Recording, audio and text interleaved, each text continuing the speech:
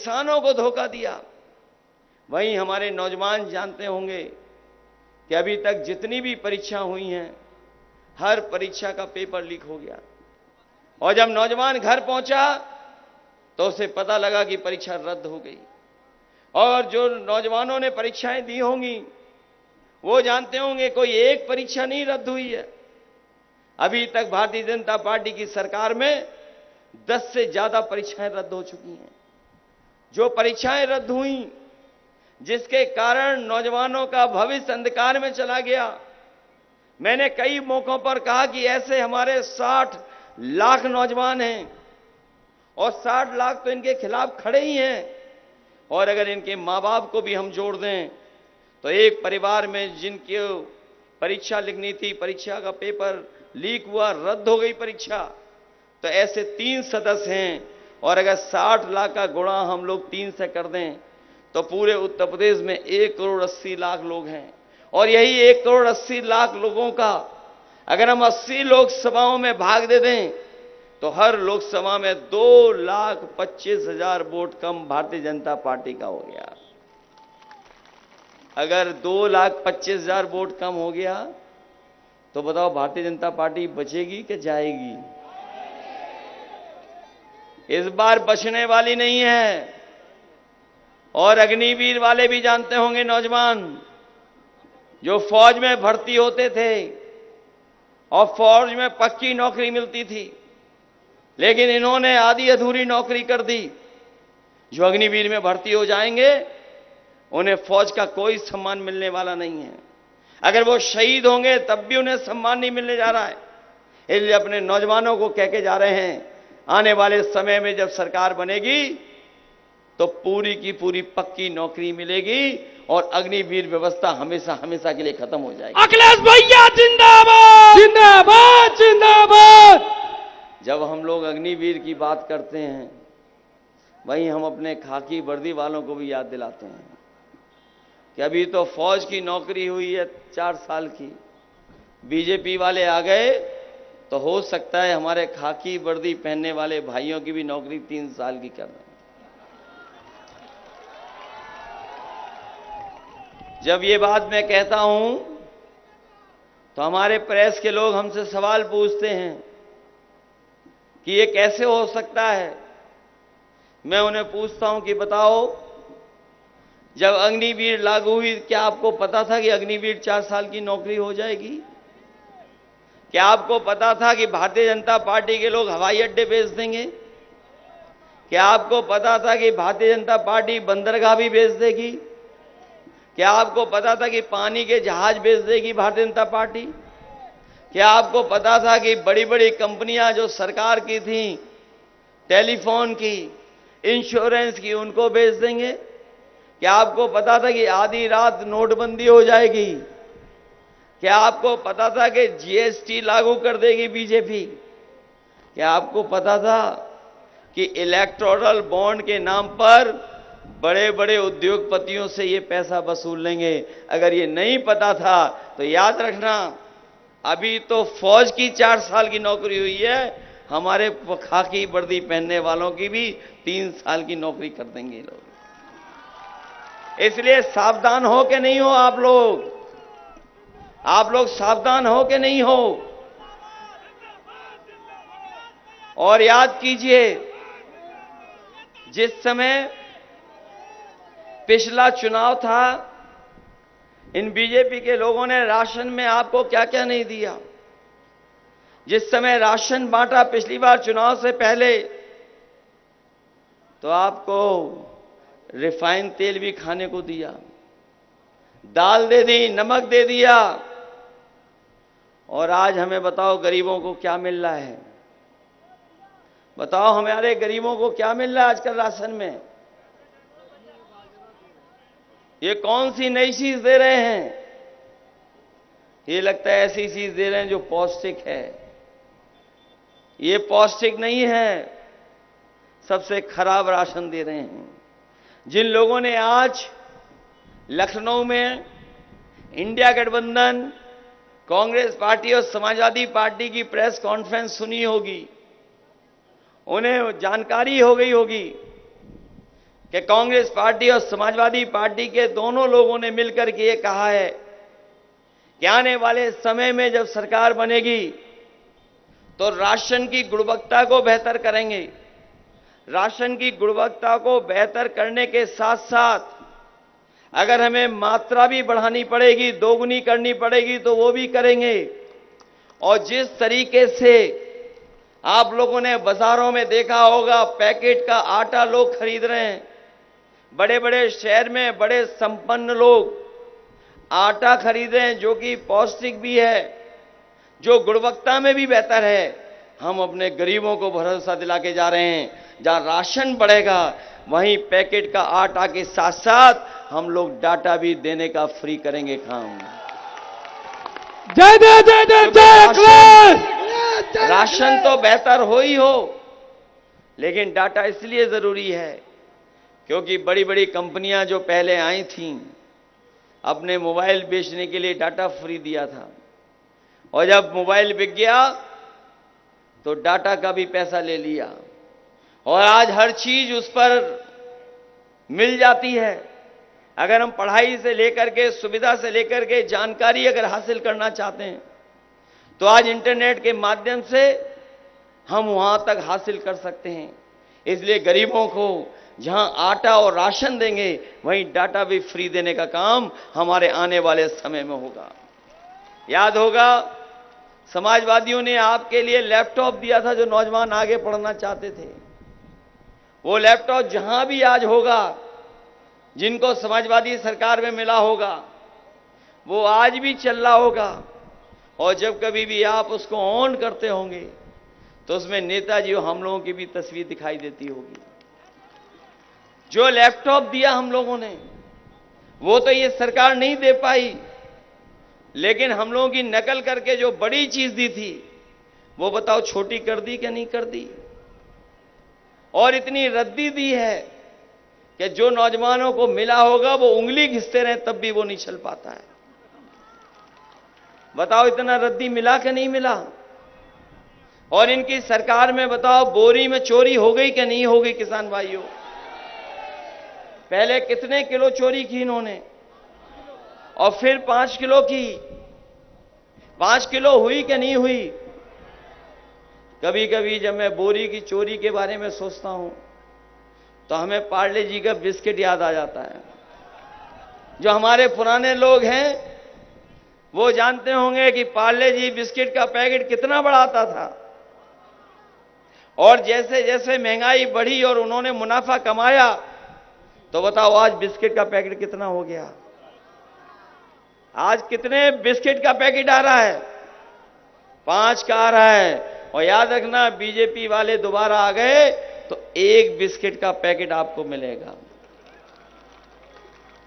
आप बताओ नौजवानों, मोटरसाइकिल महंगी हो गई कि नहीं हो गई। पहले कितने रुपए की आती थी मोटरसाइकिल, और आज कितने की आ रही है आपकी। न केवल मोटरसाइकिल महंगी हो गई है, डीजल पेट्रोल से लेकर के हर जरूरत चीज महंगी कर दी। बिजली का बिल महंगा कर दिया।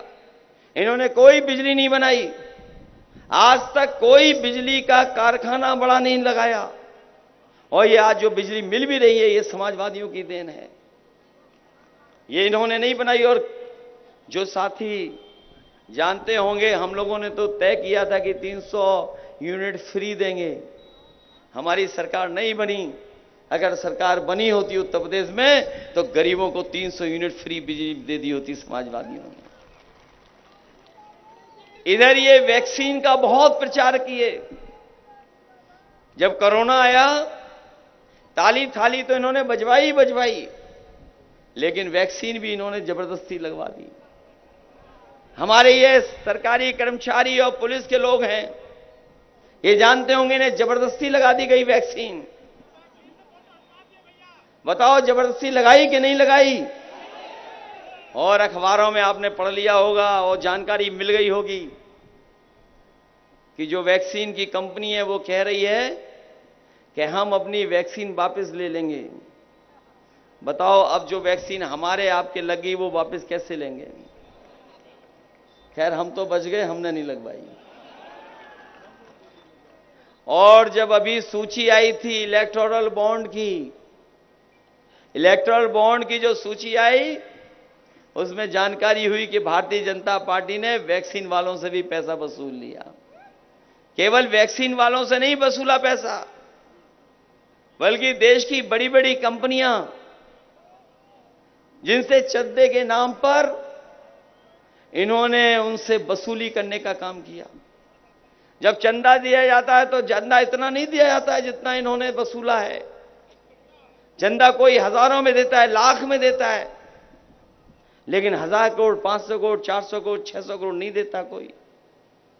जब से इलेक्टोरल बॉन्ड की बात आ गई है बाहर, तब से भारतीय जनता पार्टी का बैंड बज गया। वो इलेक्टोरल बॉन्ड के बारे में बात नहीं करना चाहते।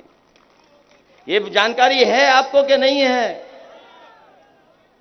और हमारे पत्रकार साथी भी ये भी सूचना कम देते हैं, क्योंकि इन्होंने तो एक काम कर रखा है, जिसका दाना उसका गाना। लेकिन इधर देख रहे हैं, चौथे चरण के चुनाव के बाद कुछ चैनलों का गाना बदल गया है, कुछ लोग पक्ष में आ गए हैं। और याद रखना, 7वें चरण तक ये बहुत सारे साथी आपके साथ खड़े दिखाई देंगे। अखिलेश भैया जिंदाबाद। मैं आप सबसे सहयोग और मदद मांगने आया हूं। ये वो क्षेत्र है जो गरीबों का है, तमाम तकलीफ परेशानियों का सामना करता है। ये बीजेपी के लोगों ने बड़े बड़े आयोजन किए थे दिल्ली, लखनऊ में, G20 के बहाने, इन्वेस्टमेंट के बहाने, डिफेंस कॉरिडोर के बहाने, लेकिन कोई भी निवेश जमीन पर नहीं उतरा। कहने को तो ये कहते हैं कि हमने कारखाने लगाने के लिए इतना पैसा ले लिया है। बताओ, बलरामपुर, श्रावस्ती से लेकर के कोई अगर कारखाना एक भी लगाया हो तो बता दो। न कारखाना लगाया, न नौकरी का इंतजाम किया, न रोजगार का इंतजाम किया। महंगाई चरम सीमा पर पहुंचा दी, और जो अन्याय हो रहा है उसकी कल्पना नहीं कर सकते। जो हमारे संविधान में बाबा साहब भीमराव अम्बेडकर जी ने जो अधिकार दिए थे, उन अधिकारों को भी ये सरकार छीनना चाहती है। जो बाबा साहब भीमराव अम्बेडकर जी का संविधान है, जो हमें न्याय दिलाता है, जो संविधान में हमें अधिकार दिलाता है, जो हमारे को सम्मान दिलाता है। और सच्चाई तो यह है कि बाबा साहब भीमराव अम्बेडकर जी का जो संविधान है वो हमारी संजीवनी है। आज इस संविधान के पीछे पड़े हुए हैं, संविधान को बदलना चाहते हैं, लेकिन हम जानते हैं जो संविधान को बदलना चाहते हैं उनको यही लोग, खड़े हुए लोग मैदान में, उन्हें बदलने का काम करेंगे। बताओ, संविधान बचाओगे कि नहीं बचाओगे? ये संविधान बचेगा तो हमारा लोकतंत्र बचेगा, लोकतंत्र बचेगा तो हमारा एक वोट का जो अधिकार है वो भी बचेगा।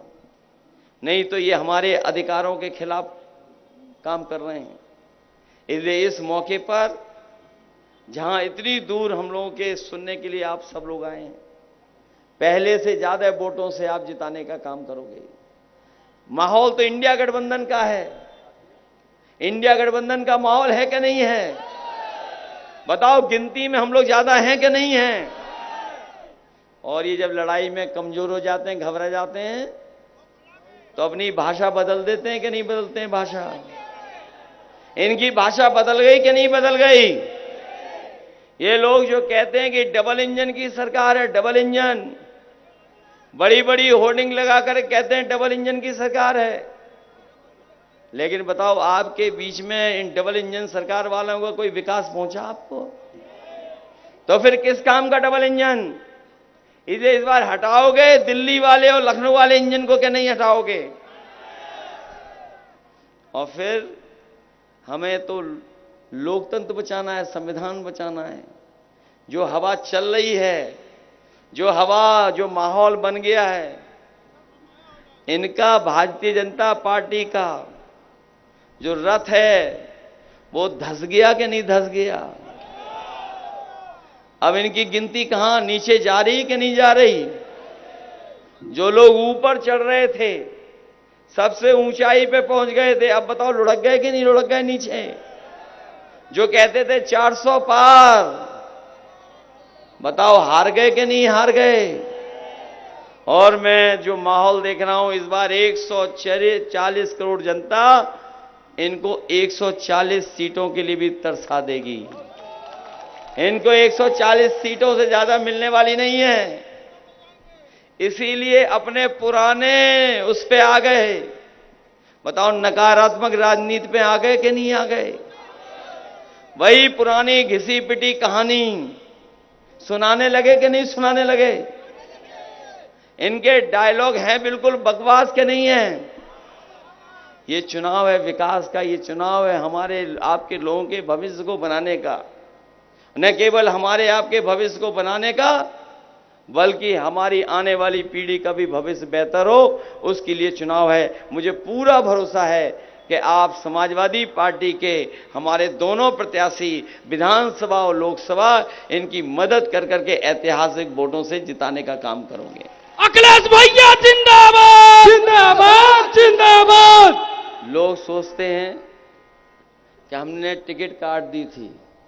हमने टिकट नहीं काटी थी, जो जुड़ा हुआ तार था वो जोड़ दिया था हमने, टूटा हुआ तार जोड़ दिया था। अखिलेश भैया जिंदाबाद भैया जिंदाबाद जिंदाबाद। अब लोग समर्थन में हैं कि नहीं हैं? ये चुनाव बड़ा चुनाव है, ये छोटा चुनाव नहीं है, देश का चुनाव है कि नहीं है? इसलिए आप लोग लोकतंत्र बचाने के लिए और इस भारतीय जनता पार्टी को दिल्ली और लखनऊ से हटाने के लिए एक एक वोट साइकिल के चुनाव चिन्ह पे डाल देना, तभी जाकर के इंडिया गठबंधन की सरकार दिल्ली और लखनऊ में बनेगी जाके। बहुत बहुत धन्यवाद आपका। जय अखिलेश जय अखिलेश जय जय जय जय जय अखिलेश। अखिलेश भैया हाजिर हो हाजिर हो हाजिर हो सांसद जी हाजिर हो। पिछले 5 साल का दे हिसाब, क्या दिया क्षेत्र को दे जवाब। बहुत हुए प्रचार के किस्से, क्या सच में आया जनता के। अखिलेश भैया राकेश यादव जिंदाबाद जिंदाबाद।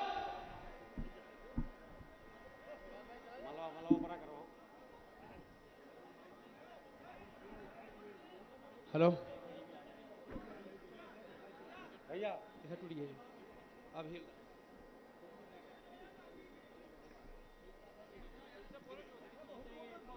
हेलो